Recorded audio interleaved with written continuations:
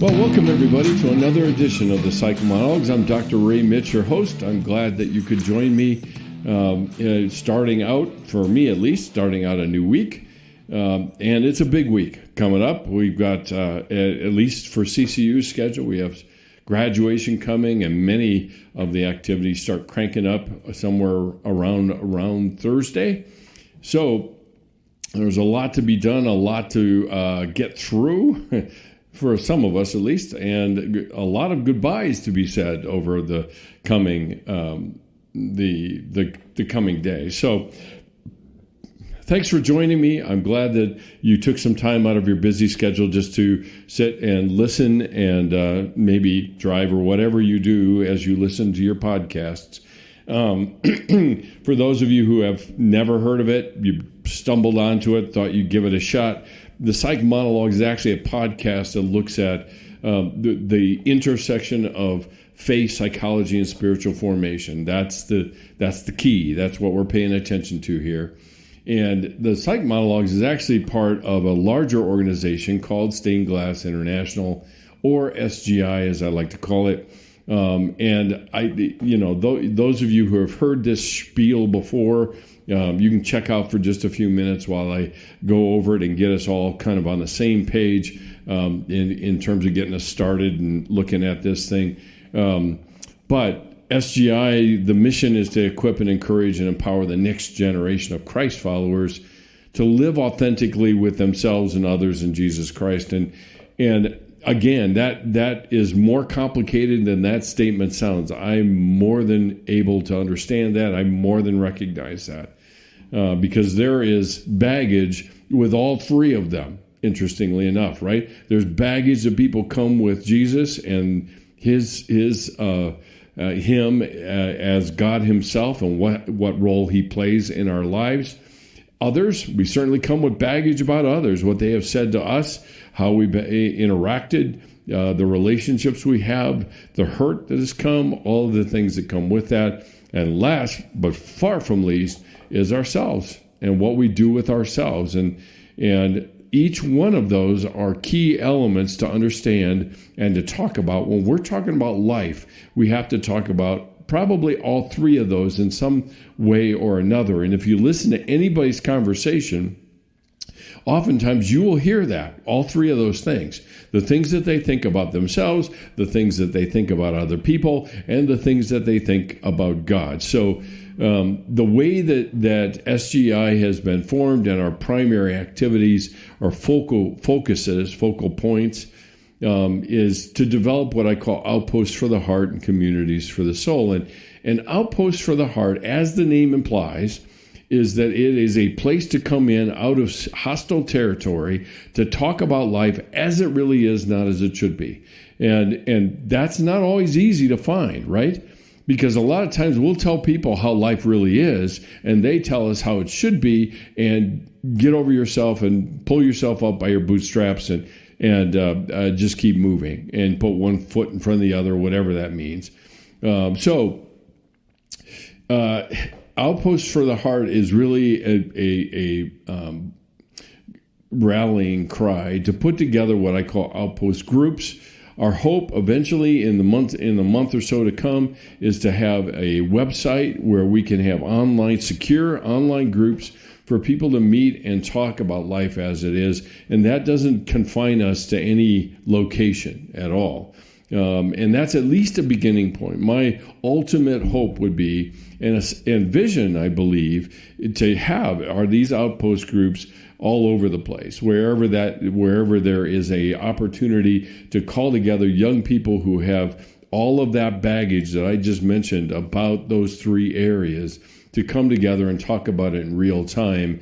And the hope would be that in a group like that the group leader and the group participants, their first response is, one, to understand, another, to find what similarities they have so that they can then say a resounding me too, and let's walk together as we know it and as we have it.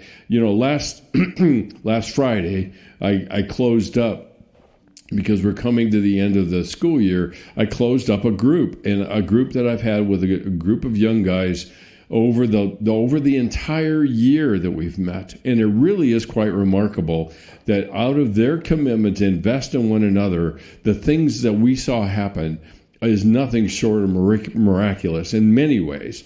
And they would be the first to tell you that. So Outposts for the Heart, outpost groups, hopefully in-person outpost groups led by leaders that understand how to facilitate the kind of cultural ethos that a group needs in order to be a safe place to come out of the storm and to have people that will be there and meet them. The second part of the focal point, well, another focus of SGI is to sponsor and lead silent retreats for young people. And this is unique. We don't do it the typical way when you talk about silent retreats, because in a lot of cases, in a lot of traditions, faith traditions, a silent retreat is done solo, and it might be processed with one other person, but rarely is it done in the context of community. And that's really what is the way that we go about doing it, is we provide the silence and solitude and then the opportunity to connect in community around what we have found and how God has taught us throughout those days. And that's what a silent retreat is for. There is no speaker at a silent retreat, as there is with many other retreats. That's exactly why we come, right? Is that the speakers that are there, that you go to anything that you get in an email advertisement or anything else, the first thing they're going to put up there is the kind of the team of speakers that you can look forward to hearing from. This one's really simple. The only person you can look forward to hearing from is God, and maybe yourself, which is something that you may have suppressed for quite some time. So that's that, and that's what the Psych Monologues is all about. There is some changes that are imminent within the next month or so that you need to stay tuned for, because it will be a significant kind of shift in bringing everything in alignment to what the Stained Glass International is really all about and what SGI is all about. So with that, I want to jump into this tonight and spend some time talking about it. And the thing that I want to talk about is continuing on in this series that I mentioned I started with the broken people of the Bible. And in a lot of cases, I've been thinking about this as I've been mulling over talking about this tonight, is that a lot of times we think of brokenness in different ways. We think of brokenness as something significant, something that disables us, that puts us out of commission, that puts us out of service, that maybe some people would say that damages us. Any number of things that go into that is part of it, and that would be brokenness, right? And then there's another kind of brokenness that everyone shares and is so common that we don't pay any attention to it at all. And what that does, though, is it creates this us and them kind of approach to brokenness. The us is, yeah, I get it. I'm broken. I'm beset by sin. I wrestle with my sin nature. I'm just like anybody else. And then there's them that are really broken, and them are the ones that really need the help, not me. Okay? And I want to blow that up, quite honestly, because all of us are broken in a variety of ways, and my attempt at looking at various people that would fall into the category of they're broken, they need help, to see what commonalities they have with us. Now, the thing that they have that we don't is they actually interacted with Jesus. And remember, these are not people, because they're found in the pages of the Bible, they're somehow saints, or they're somehow unique, or they're somehow other than us. In a lot of ways, the broken people are probably the ones that we can relate the most intensely to when you start to look at it as it is. So when we read a story like the one I want to talk about tonight, when we read a story, it will be a story of us, not them, but of us. because of the commonness we have, the commonality we have with that person, and in particular with grief. And this is, I wouldn't call this a favorite topic of mine, but it is one that I do a lot of talking about. I just finished doing a whole class on grief. Lord willing, and the creek don't rise, I have a book coming out in the fall about grief. So it's important, right? And there's a lot about Jesus's life. And remember, these are three-dimensional people with three-dimensional problems with three-dimensional pain. Okay? Let's just be really clear. And so Jesus's life has been punctuated by grief. As a matter of fact, it's been so punctuated by grief that when he did the Sermon on the Mount, he said something in the second group of people that he was addressing. He said, "Blessed are those who mourn, for they will be comforted." Now, why? Why would he put that the second in line, if you will, of the people? Because, one, that was a terribly common experience during those times. What we know for sure is that Jesus' father died.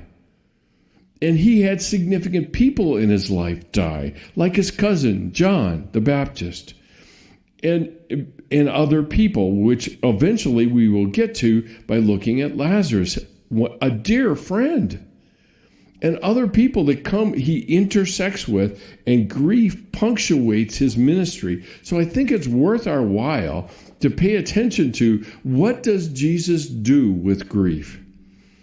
How would he approach grief? Or how would he approach your grief?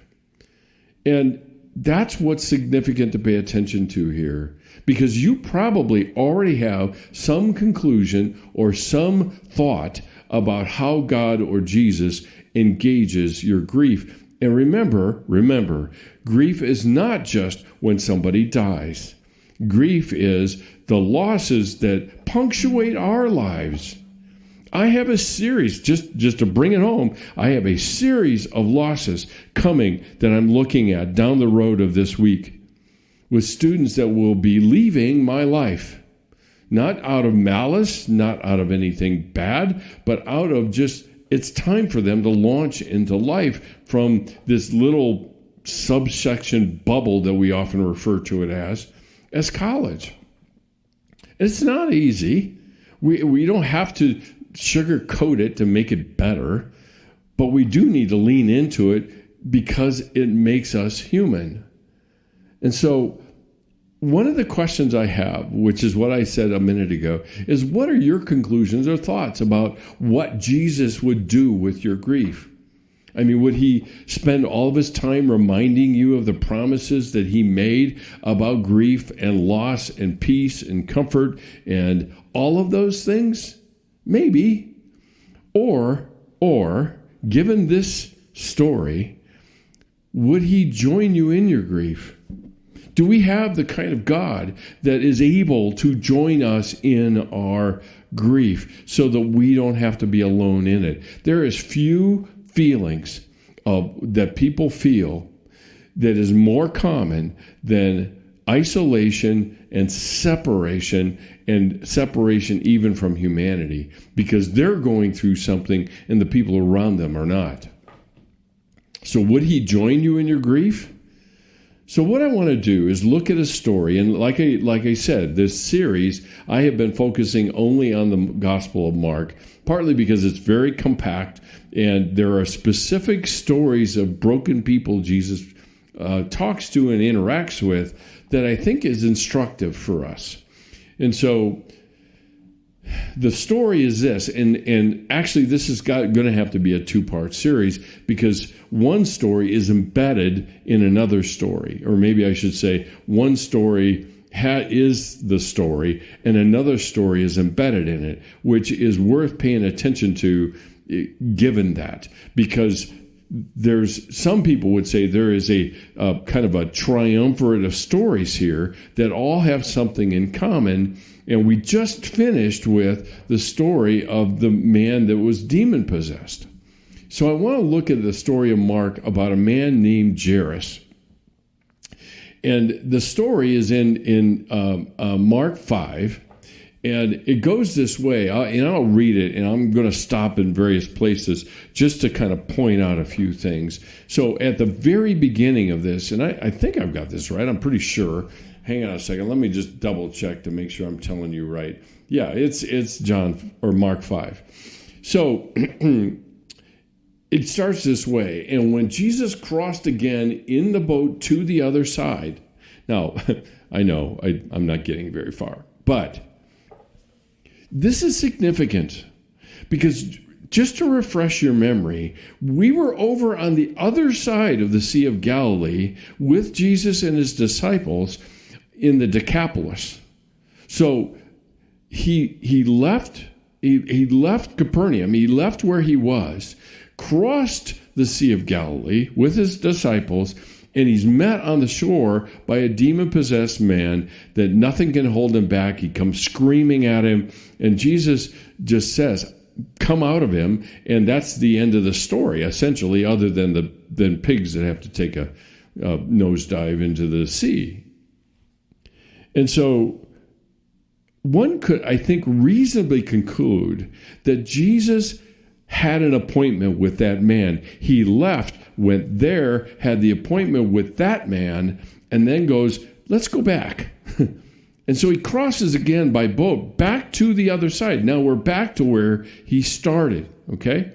And it goes on and says, a great crowd gathered about him, and he was beside the sea. So no sooner does he get off the boat and people gather. And his popularity is growing significantly. And in the midst of all of this crowd, it continues. Then came one of the rulers of the synagogue, Jairus by name, and seeing him, he fell on his feet and implored him earnestly, saying, my little daughter is at the point of death. Come and lay your hands on her so that she may be well and live. And he went with him. Now, there are a number of things in here significantly to pay attention to, okay? First of all, Jesus is beset by a crowd of people. And the person who comes is called the ruler of the synagogue. Now, if you don't understand, the ruler of the synagogue is not necessarily a priestly role. He's an administrative role. I mean, one way to think about it, he has the responsibilities of an administrative assistant in the synagogue. And he looked over things such as the building and supervising the worship and making sure all the supplies were where they needed to be. So he was an administrative guy who I would lay money that being in the synagogue, he had heard a lot of rumors about Jesus of Nazareth. And some of them good and probably some of them bad. And even if he heard the bad ones, it's fascinating what he paid attention to. Because there were obstacles that were present for him to do what he is now doing. Because essentially he is outing himself that he believes that Jesus is a healer. And he is able to do what he has said he is able to do. So, one, he's a God-fearing Jew, works in the synagogue amongst all of these rabbis that are Pharisees, mostly. I think I'm pretty safe to say that. And so he had heard all of these, and this is a huge risk for him to take in public to come before Jesus. Now, he doesn't just come before him, tug him on his tunic and say, oh, Jesus, by the way, would you come? My daughter's almost dying, and if you could come, you would heal her. No. This is not that. I mean, this looks forward, and what we saw in John, when the father of the prodigal saw him, ran out to him, and threw his arms around him. Now, running is extremely inappropriate in everyday society. So this guy coming up, Jairus coming up, seeing him, comes to him, falls at his feet, falls at his feet. Now that gets your attention fairly quickly, right? So not only is Jesus surrounded by people, this guy comes into the crowd, wades through the crowd, and comes to Jesus, falls at his feet, and we're told he implores him earnestly. Now, somehow, I think that's a little tame and a little diplomatic. Our language sucks sometimes when it comes to this stuff. Implored him earnestly? Think of the fact. Think of it for a minute. If somebody very close to you is dying and you hear of somebody that can help them and you go to them and pour out your story, tears streaming down your face, wanting everything that you can to get this person's attention, that's probably closer to imploring earnestly. Come on. It doesn't even make sense. This is Dad's little daughter. He says little daughter. He doesn't say just my daughter. He says little daughter, which is saying something to the heart of a father. And the heart of a father was speaking to the heart of a father. And he says, lay your hands on her and she'll be made well and live. I know it. I believe it. Now, the next statement is one that is pregnant with meaning, because we're not told, this is told from an eyewitness vantage point. We are not told that Jesus doesn't question him, doesn't say, are you sure she's dying? Does she just have a fever? No. He says, and he went with him. Just simple. He said, okay, let's go. I mean, imagine the surprise. Put this in three-dimensional terms. If you want to understand the profundity of this moment, put it in three-dimensional terms. Because Jairus was interacting with all of these big wigs of the church, and he goes to Jesus with the biggest ask of his life. And you can just imagine the kind of thoughts that were going through his head as he was approaching Jesus. What if he turns me down? I mean, he might. And if he does, then what? I mean, what then? If he turns me down, then I'm stuck and I can't do anything about it. What do I do then? Or he will come and he will heal her. Or the other alternative is he'll just say, you're not important enough, go away. Now, funny thing is that our expectations that we have of God oftentimes dictate how we approach him. And Jairus had expectations of him. And the expectation was that he would respond. Now, like I said, don't miss this point. This is the heart of a father speaking to the heart of a father. Because Jesus is God the Father. So it continues. While he was still speaking, there came some from the ruler's house. Now, let me interject something for just a second. I know that the purists out there who might be following along saying, wait a minute, you're jumping over an entire other story. Yes, we will come back to it. Because I think it's equally important to look at it, because there are some remarkable interactions by God himself with people that are in deep pain. And so I'll come back to that next time, because I think it's really important. So while he was speaking, there came from the ruler's house some who said, your daughter is dead. Don't trouble him anymore. But he was there. I mean, this is kind of an interesting interaction, don't you think? So Jairus and Jesus are walking. The crowd has gathered and are following them. And somebody comes up to Jairus and says, your daughter has died. And don't trouble the teacher anymore. And for me, in this strange mind of mine, Jesus is standing there going, wait a minute, do I get to speak for myself? I mean, you're telling him to stop, don't bother me anymore. I think I've got a say in this. So it says, he overheard them. Go figure, they're standing right there. And he says to the ruler, he looks the ruler in the eye and says, do not fear, only believe. Now, I don't remember the number of times, there is a lot, of where Jesus or an angel of God has said to a human, do not fear. But what does fear intrude on? It actually intrudes on our relationship with him. And so the voice of fear is going to say, why bother? And when we're in grief, when we're grieving, when we are experiencing the grief of whatever loss it is, a lot of times we will be overwhelmed by resignation.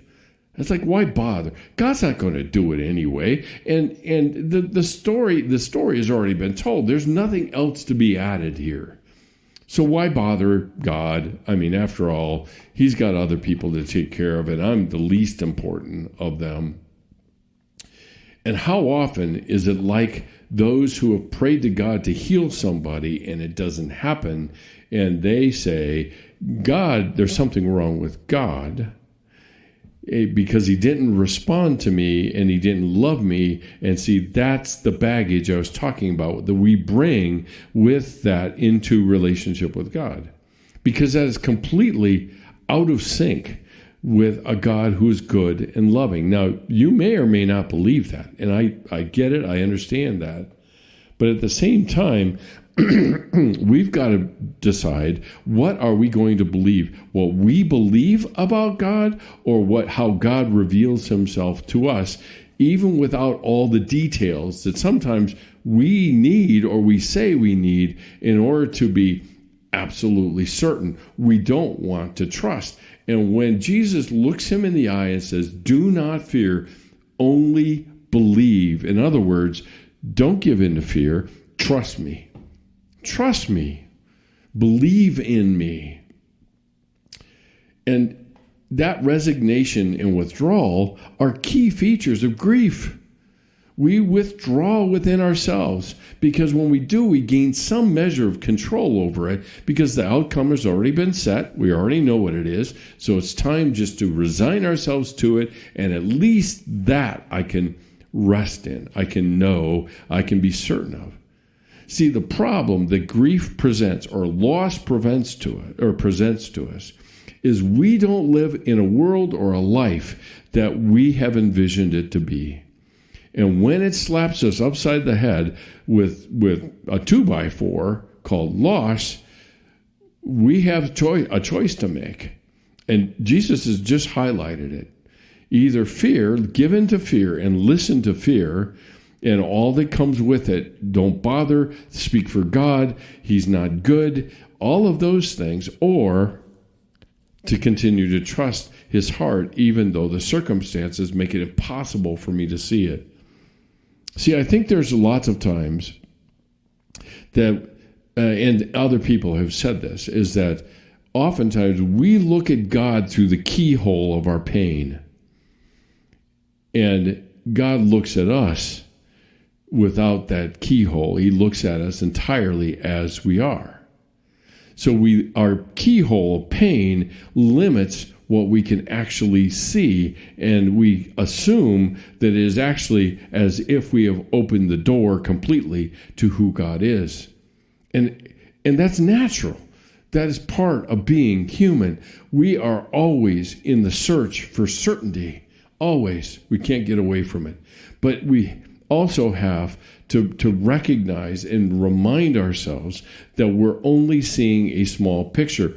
The key is don't use it as a defense against the pain we feel.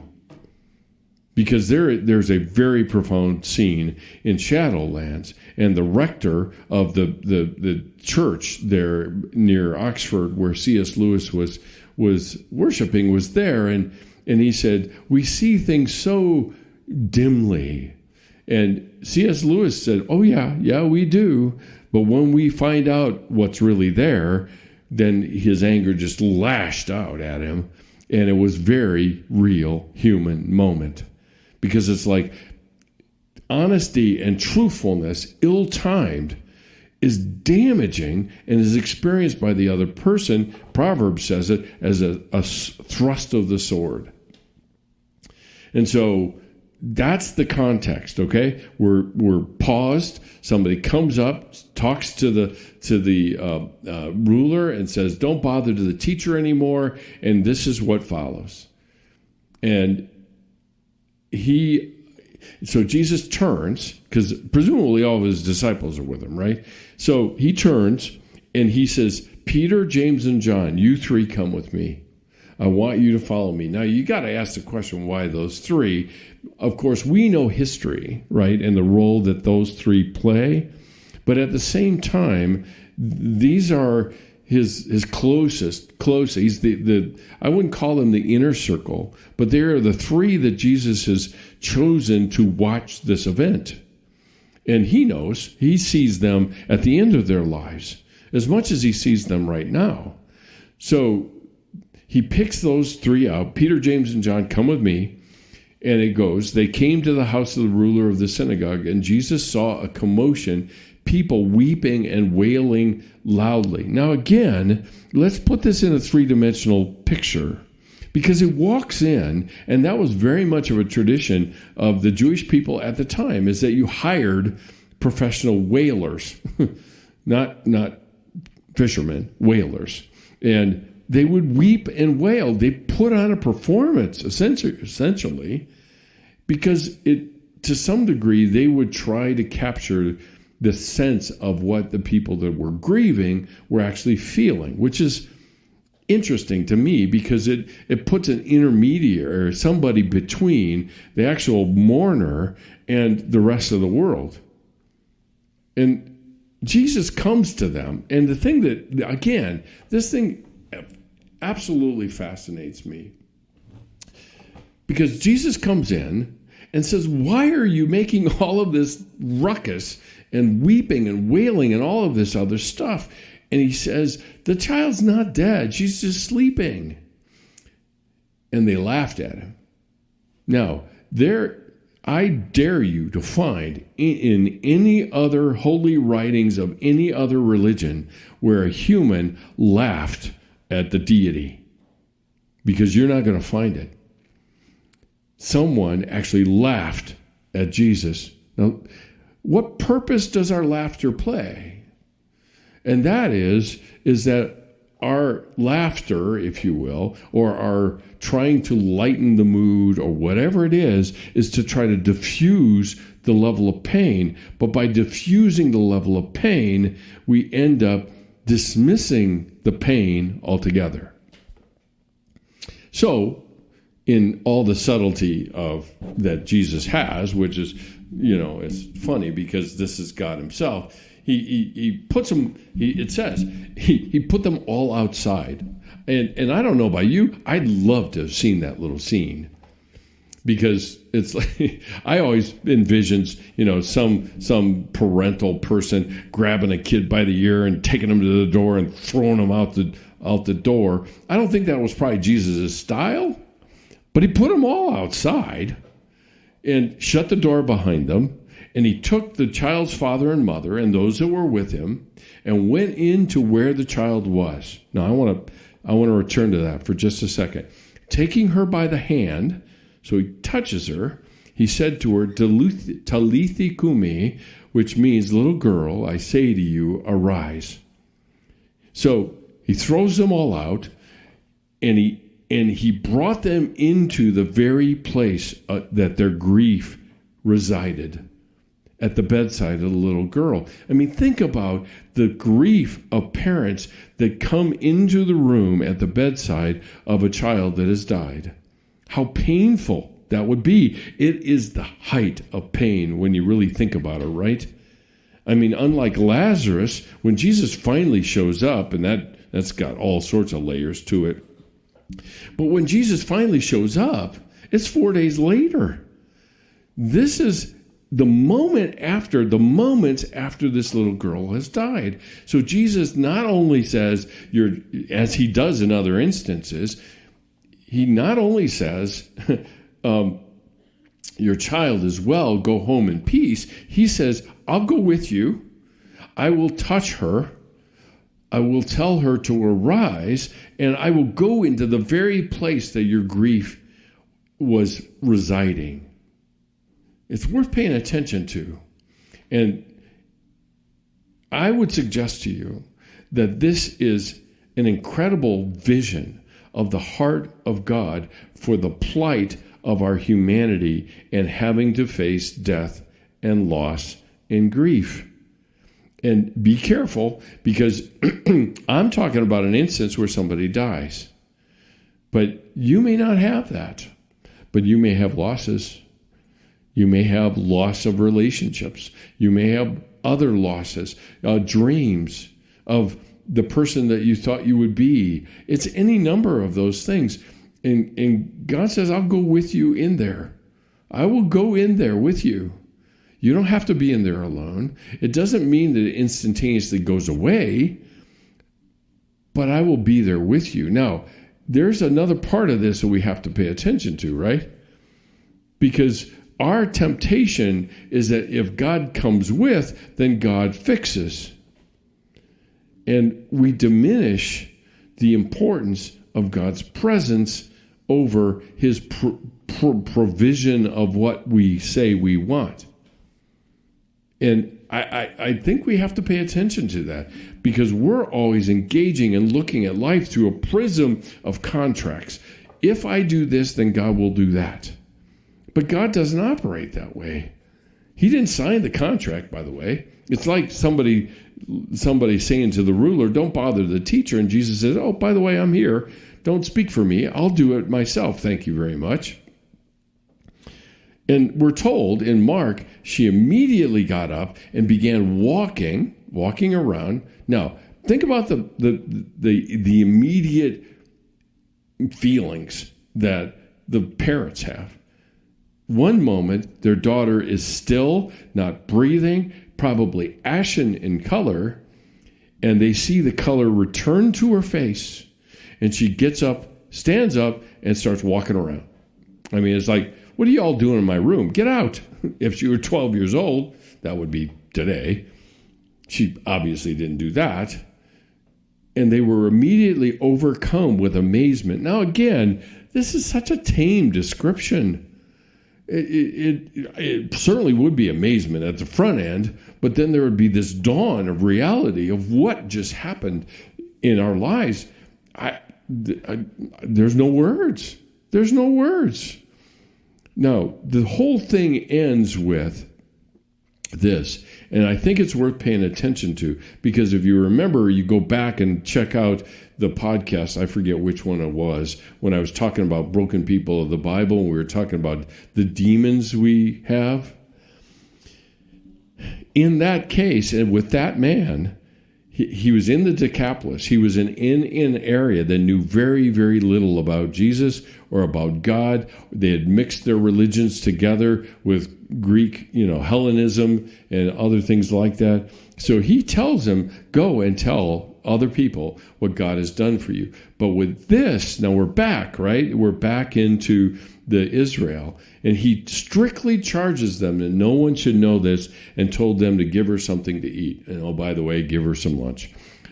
This is interesting, because his approach with two different crowds of people was different. And that is worth paying attention to, because the people in the Decapolis, they were too keen on this thing called a monotheistic God. And Jesus Christ saying, I'm the Son of God. But then he comes to Israel, and Israel is, we're looking for the Messiah, but we're looking at him, staring him right in the face, but we still are looking for the Messiah.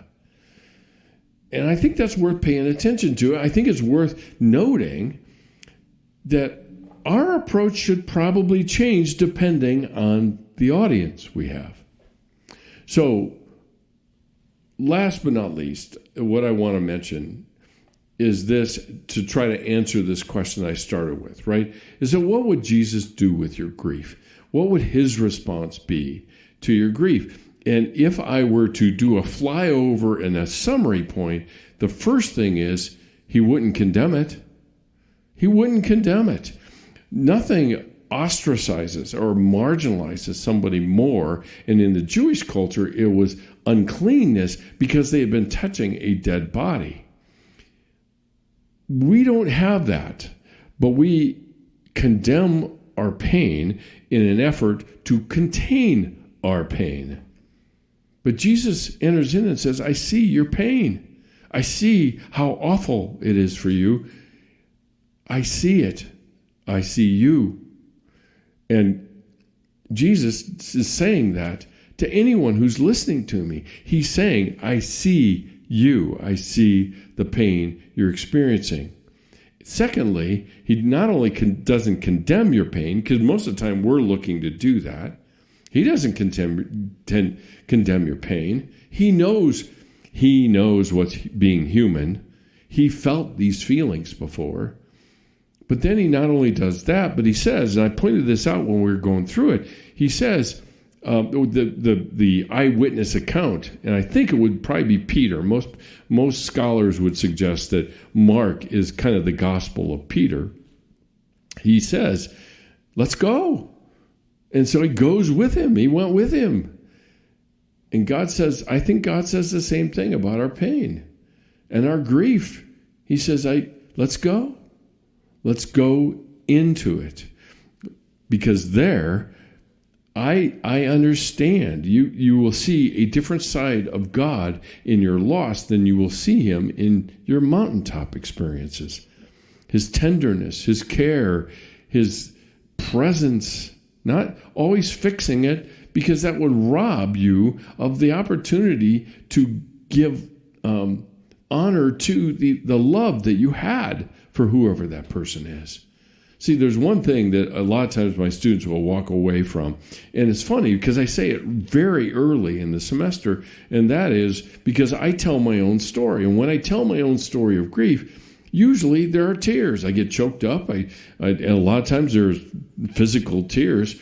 And I stop them a second and say, what are you feeling?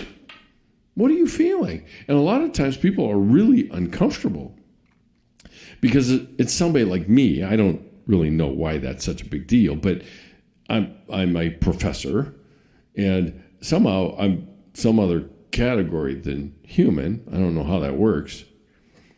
And when tears start showing up, they're feeling uncomfortable for me. And in a lot of cases, we do that too, because when our tears show up, what is the first thing that come out of our mouth? I'm sorry. I'm sorry. I don't mean to fall apart like this. No. And the thing that I say is I refuse to apologize for my tears because they are connected to my love. And why would I want to do that? Jesus didn't condemn this man's pain because his pain was connected to his love. And that same thing is true here. So he enters into his pain and grief. Just be careful of our demand for solutions rather than our willingness to accept God's presence in the building that comes in the trust of his heart for us. Even though we may not understand, even though we feel like if you don't fix it, you are absent or you've abandoned me. And finally, he completely empathizes. That doesn't mean he changes it, but it does mean that he enters into it with us. And that's kind of goes with the first point that I made, or the second point. He's willing to enter into it with us, and he feels that pain with us. Hebrews tells us that we have a high priest that has gone through all the same things we have. Where else, in what other religion, if you want to put it in that context, where else will you find a deity that goes through the very thing and goes and enters into the very form of the people that he seeks to save? Where else? You're not going to find it. I'll just save you the time. And so there's a lot here to point to and look at and understand that speaks directly to us and our grief and our loss and the things that are hard for us that we scramble to contain somehow instead of accept and lean into the heart of our Father who wants to be in it with us. That doesn't mean it goes away. Our humanity, we're stuck with our humanity. Our temptation is to condemn our humanity rather than to condemn what has broken our humanity. And that's only part of the bigger picture. So that's it for tonight. If you have questions, feel free to DM me on Instagram about this. This is a topic I talk a lot about, if you can't tell already.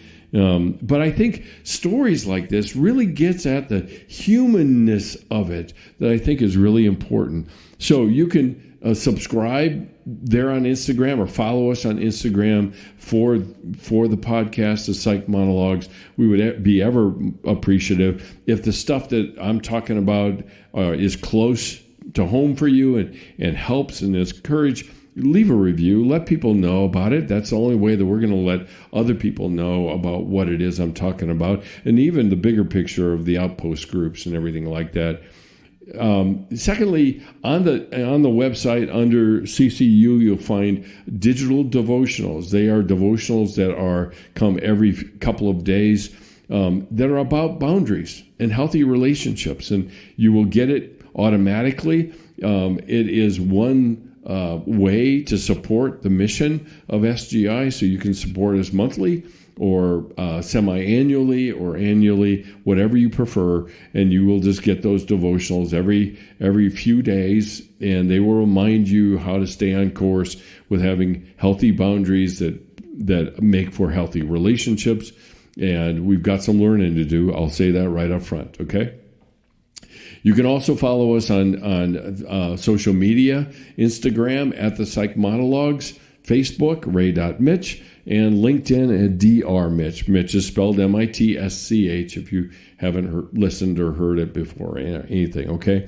So we are available on Spotify, Stitcher, iTunes, Amazon Music, iHeartRadio, anywhere that you listen to your podcast, you can probably find us there.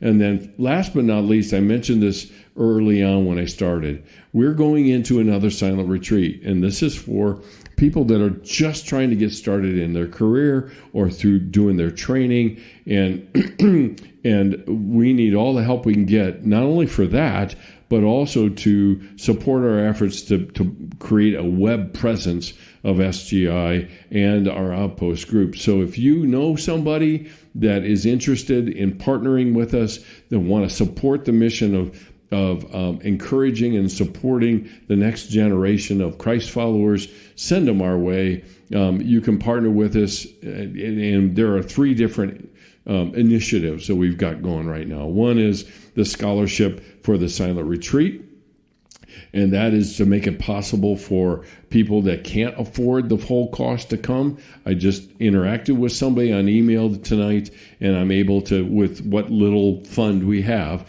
to be able to offset the cost for their silent retreat. So that scholarship fund is for alumni of CCU. It's for students of other universities that want to be a part of it and want to join us as well. All of your gifts are tax deductible, so you can just make it, and there's a drop-down menu in the payment page that you can indicate for the silent retreats and mention SGI. There is a donate button at the very bottom of the front page of my website at drmitch.com. So if you want to donate all of your donations, or you know somebody that wants to is itching to support Next Gen Ministries, we would be considered one of them. If you prefer, or you know someone who would prefer to do a physical check, they can send that to Stained Glass International. The address is SGI, P.O. Box 322, East Lake, Colorado 80614. Again, that is SGI, P.O. Box 322, East Lake, Colorado 80614. Well, thanks so much for hanging with me through this. There's so much of these broken people stories that I don't know about you, but I see myself all over the pages of some of these things. And I think that's what draws us in to see Scripture in a three-dimensional way rather than a two-dimensional way, where people lived real time and we're interacting with Jesus, and we can learn from those interactions to feed and support and encourage our continuing journey with Him. So thanks for joining me tonight. And as always, love ya. Later. Bye.